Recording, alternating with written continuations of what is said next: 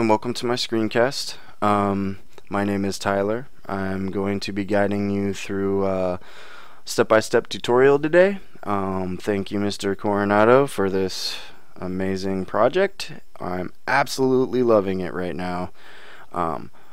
Take 36, give or take. I'm going to be ready for a beer after this.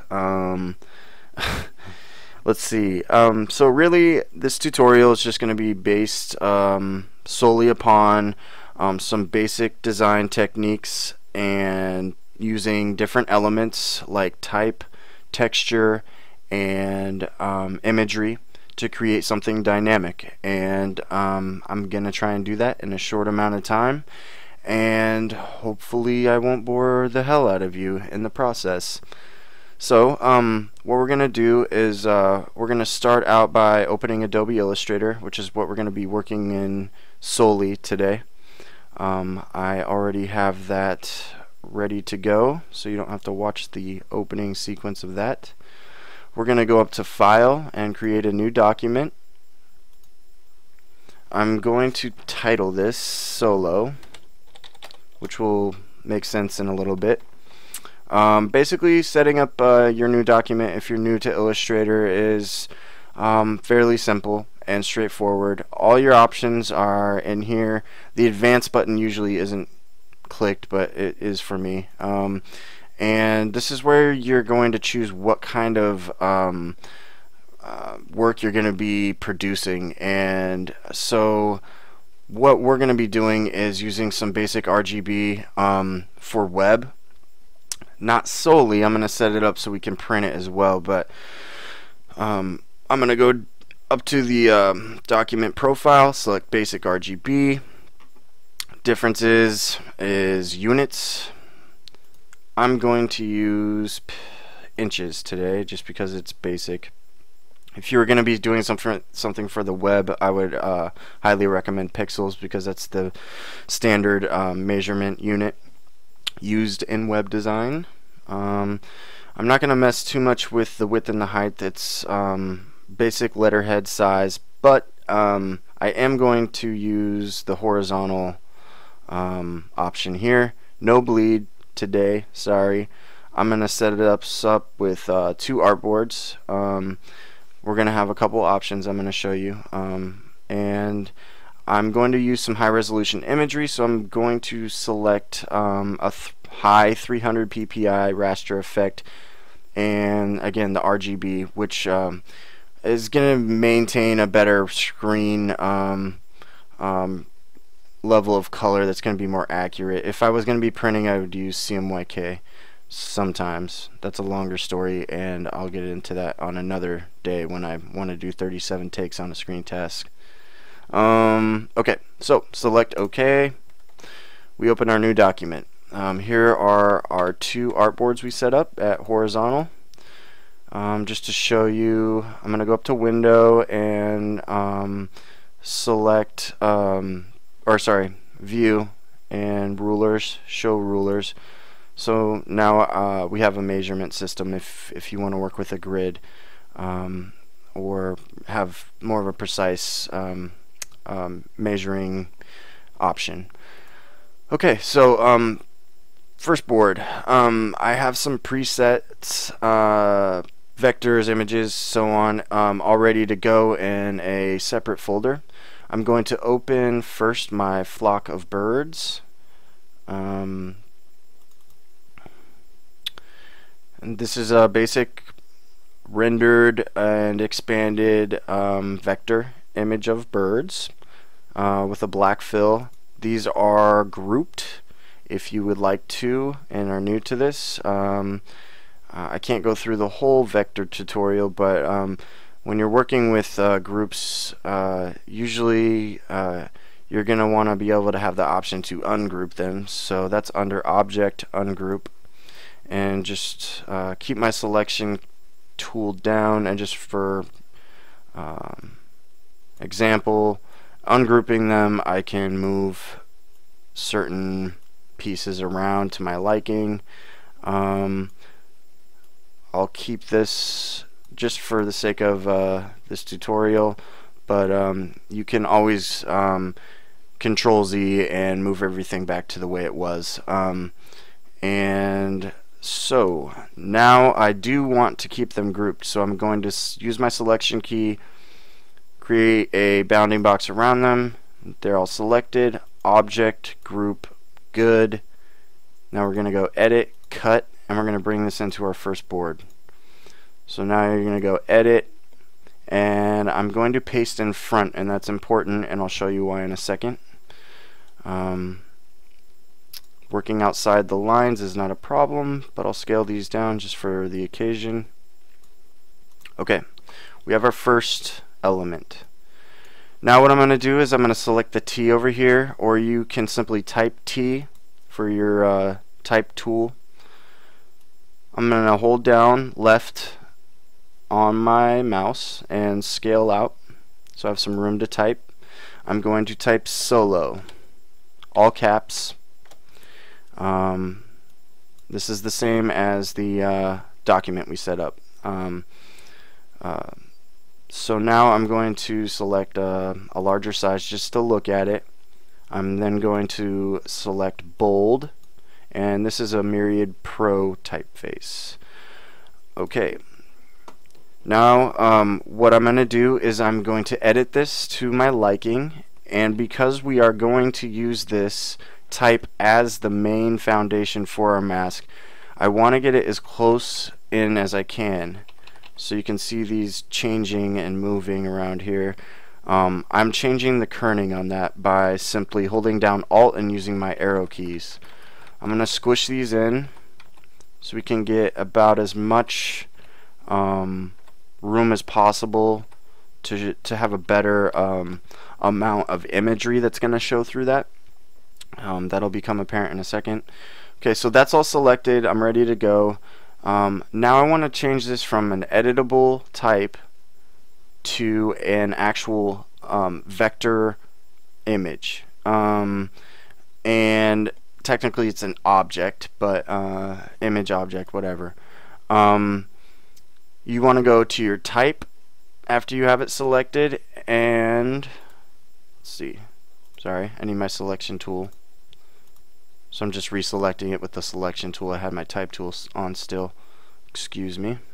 So go back up to type. It doesn't have to be, you know, blacked out or anything. Create outlines, and now we have created an object out of type. This is no longer a functioning editing type object. It is a vector image or object now that is solid. Okay, so object, and I want to group this. It should be grouped anyways, but I just want to make sure. Okay, and then I'm going to bring over these birds on top of it to create a little bit of aesthetic effect.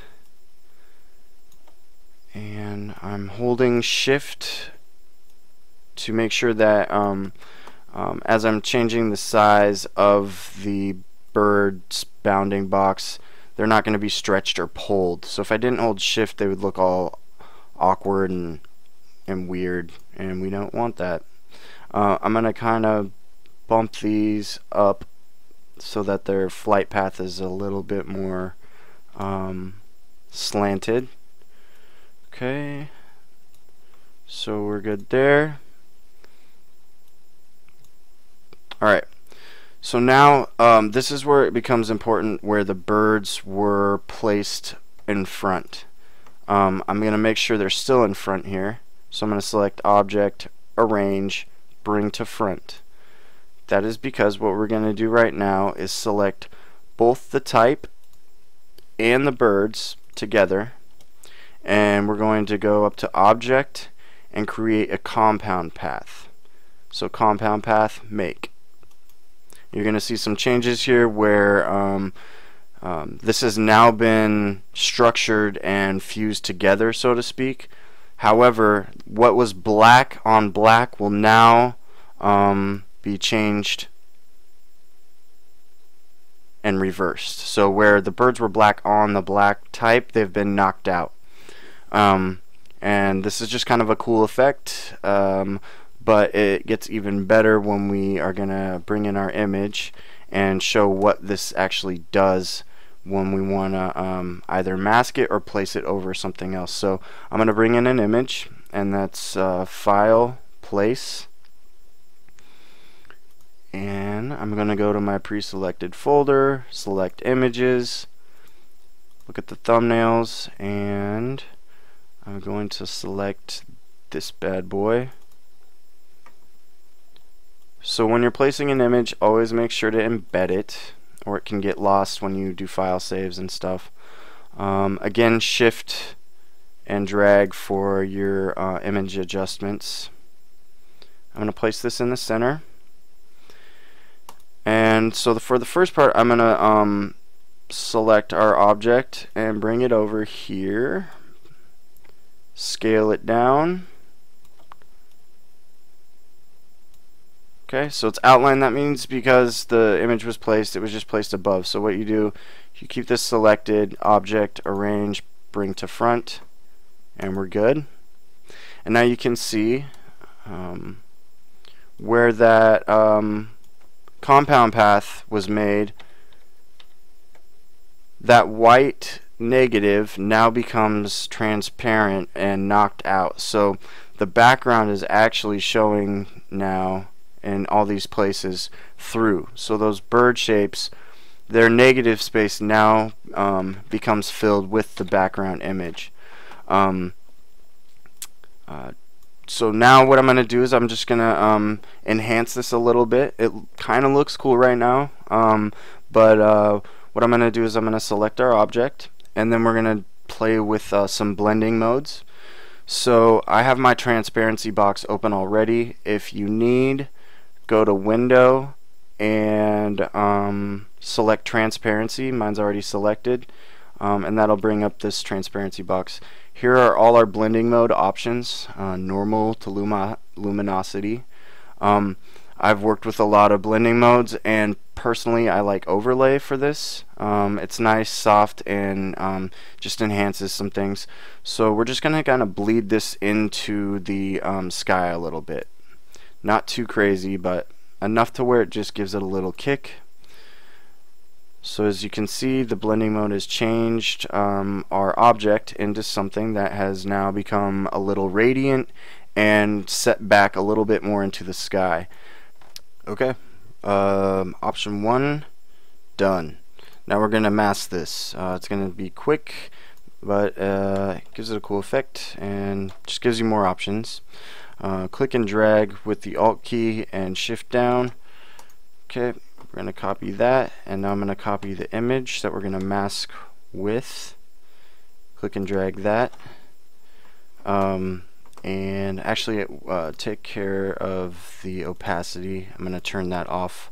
Excuse me for that. Okay, now we're going to shift click and copy, or not copy, but select both the image and the type.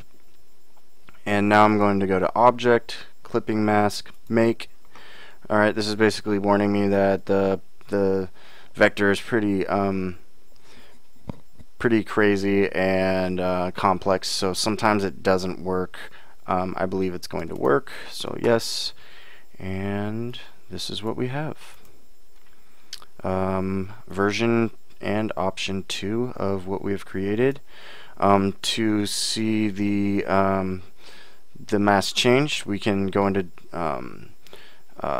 isolation mode by double clicking, and now I have the option of changing the image size within that mask, which will completely alter and change how things can appear and look and so on. And I kind of want to get that boy, the solo man himself, in there, and that's about good. Click out of that, double click to get out of isolation mode, and I'm just gonna make this a little bigger so you can see it's a little pixelated, but whatever. And there we go, there you have it. Yeah, 2 examples of what you can do with some basic techniques. I hope you enjoyed this, and Ian, you better give me an A.